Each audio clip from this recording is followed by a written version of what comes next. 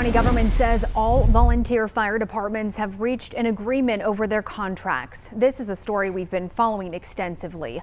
Officials say all departments have signed the same contract with a modification to Dobson's agreement due to their municipal status. The county says funding for all fire departments will come from one fire service tax district with residents paying one rate.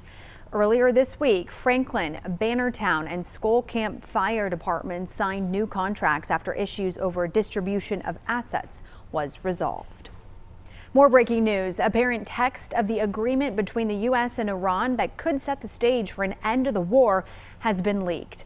Washington correspondent Rachel Hersheimer is at the White House with what we know. Rachel. We're working to confirm the authenticity of this document that multiple outlets are reporting. The Associated Press spoke with multiple sources who say the leaked text is largely accurate. Here's what it says. As soon as the agreement is formally signed, which is expected to happen on Friday, Iran will be allowed to sell its oil without restrictions and over the next 30 days take steps to reopen the Strait of Hormuz. During that time, the U.S. will lift its blockade of Iranian ports and help secure at least $300 billion to rebuild Iran. The agreement stops fighting between the U.S. and Iran. It also stops fighting between Israel and the Iranian-backed militant group Hezbollah in Lebanon. Iran has committed to not produce a nuclear weapon, something it has claimed for years. The signing on Friday will set into motion a 60-day period that can be extended where the U.S. and Iran will negotiate the future of Iran's nuclear program. If that goes well, the U.S. will work with the United Nations to lift all sanctions against Iran. Some of these concessions go well beyond the Obama-era nuclear deal that President Trump withdrew from during his first term and routinely describes as the worst deal ever. At the White House, I'm Rachel Hersheimer.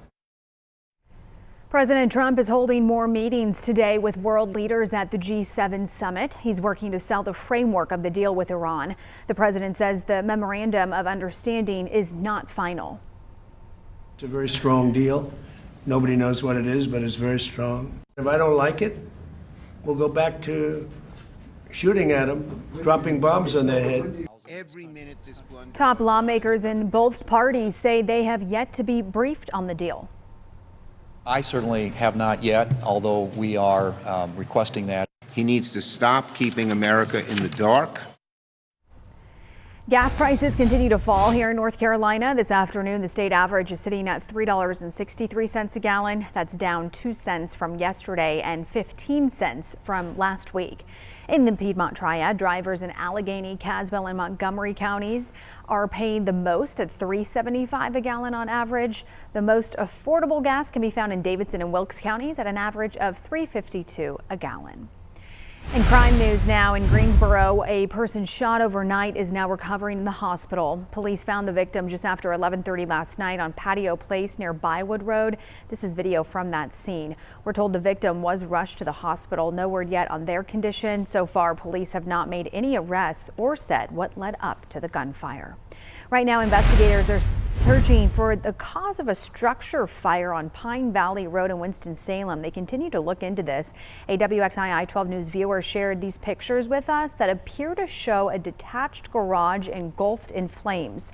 Firefighters were able to quickly get the fire under control. We are waiting to hear back from the fire department on the extent of damage and the cause of the fire.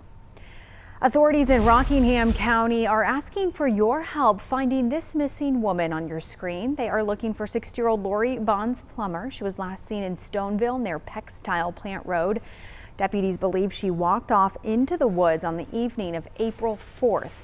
She was last seen wearing black pants, a gray hoodie, and sneakers.